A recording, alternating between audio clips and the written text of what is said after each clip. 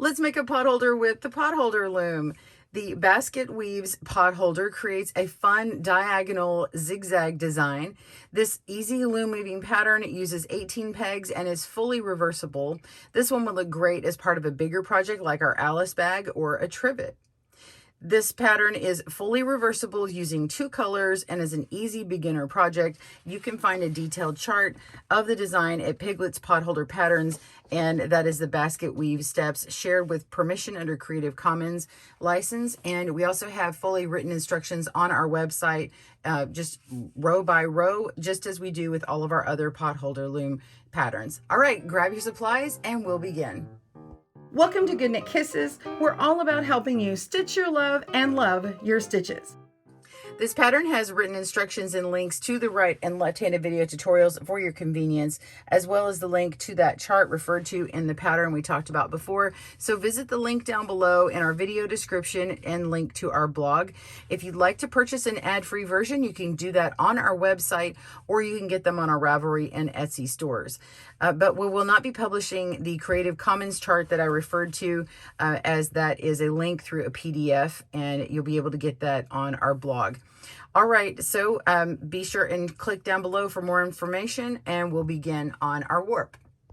The Basketweave Steps design uses 2 colors that alternate on both the warp, which is a vertical, and the weave, which is a horizontal. We're going to go ahead and start with the warp first.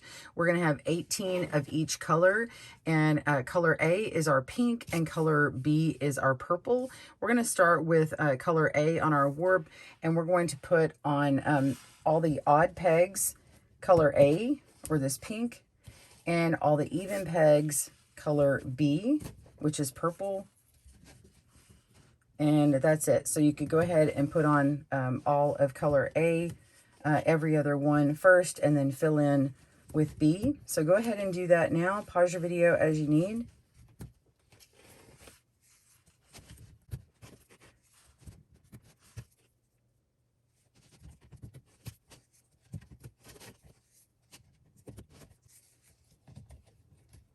Okay, I've got my A on, now B.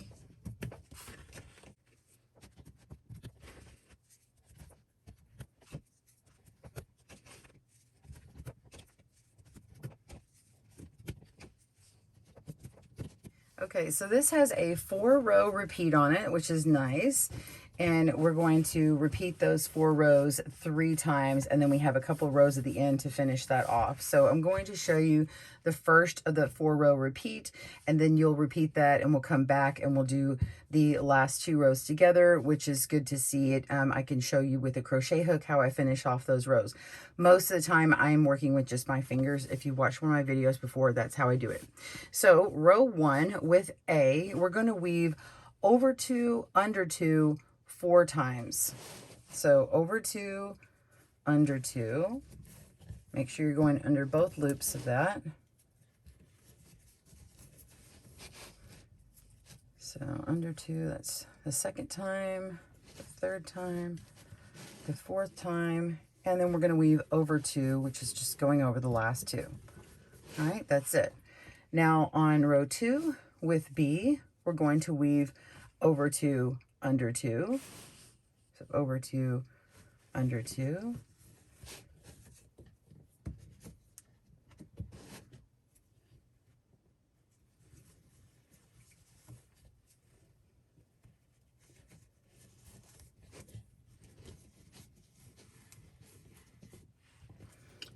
In place, so it's exactly the same.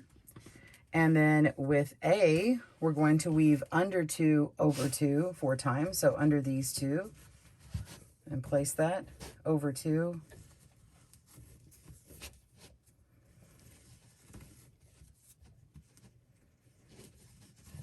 And then the last 2 are under 2.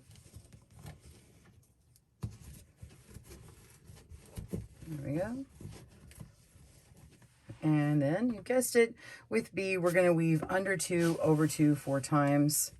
So you're just doing what you just did with the other color. Pretty simple.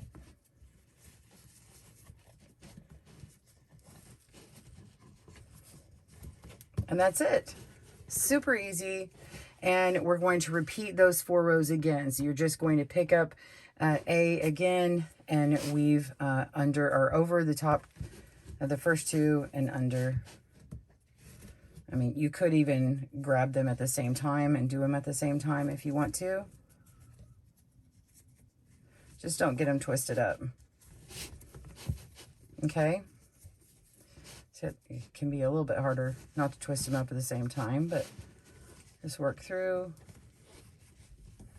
It speeds things up a bit. Make sure you're not missing anything on the side here. Grab both of our colors. We're gonna place and go under. Let me go ahead and get it started first individually.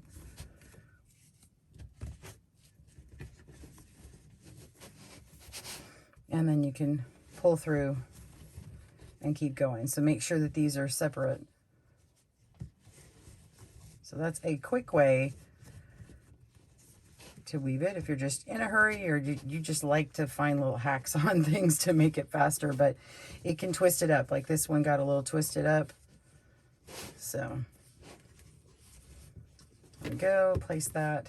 And so we just did the repeat of that really fast. So you're going to repeat those 4 rows 2 more times. You see how that pattern is just emerging really fast. Go ahead and do that. Pause your video. I'll meet you back for the last 2 rows. See you in a moment. So you've completed rows 1 through 16, and we only have 17 and 18 left. And we're going to be repeating rows 1 and 2 one more time. Super easy. Grab your crochet hook, and we're going to lift up the 3rd and 4th loops here. And we're just going to go ahead and place on these last 2 at the same time. Go ahead and start with A, place that on there. Go ahead and stretch it all the way across to that peg on the other side and lay down this last one, stretch it across, and it's holding on to it for you. And then you can lay down pegs 3 and 4 again. And now you can pick up these other 2 loops. Okay, pick up your weave loops and then lift up these next 2 sets of loops, or you can go over to these down here. So you have, let's see, 4, 7, 8. Okay, so loop 7, 8, and 11 and 12. So if you pick up 12 first, then 11, then down to 8, then down to 7, you can get all of them on there and then lay these loops across for your weave. Then it's a simple matter of laying down your warps again. And it's so much easier like that. And then now we only have 2 of them to pick up. So the 3rd and 4th from the end over here, we're going to pick these up. And you can see this long strand here. That can be trimmed after. Go ahead and lay down your weave again. And now you lay your warp back down. And you are ready to bind this off. So in order to bind off, you just come up to one of these loops and start working them all the way through. I'll get you started and then we'll finish up here in a moment. So I like to go to the end here. I work in this direction and I go 1 over to the side. That's just my method because I always do it the same way. It's easy to remember.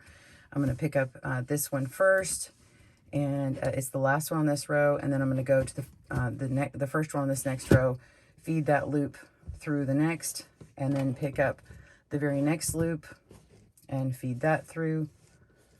Just crocheting through. Pick up the next loop, pick it up and pull through the next loop, pick it up and pull through. So just keep going until you have gone around the whole thing. Pause your video. I'll meet you back up on these last couple of loops and show you how to work those in. We'll see you there. All right, I'm on the last few stitches. We're just going to continue crocheting these through, pick up the very last one, pull it through, and I'm on a purple, and it shared a pair with another purple. So the purple is right here.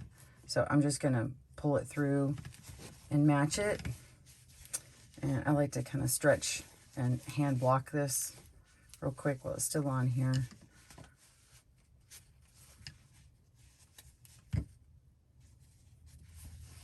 doesn't go anywhere. All right, so there it is. It is nice and fluffy. And it's fluffy because it's drawn in a little bit more because there's 2/2 instead of 1/1. So this is going to be a little bit smaller, probably closer to 5 inches instead of the 5.5. And that's about it. So we want to finish this off. You can keep the loop out or tie it in a knot to secure. But I like to come through the back here, reposition it, and go through a loop that matches it, pull it through,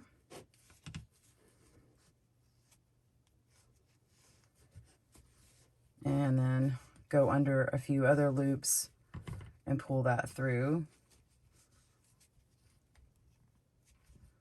And just basically secure it into place so that loop isn't popping out. Okay, and that's it. So you have made your potholder. I hope you enjoyed this video today. Be sure and let me know how you like yours, and check out all of our other potholder patterns and videos. We'll see you soon. Happy weaving, everyone. Bye-bye. Thanks for joining us today, where we help you stitch your love and love your stitches. See you again soon.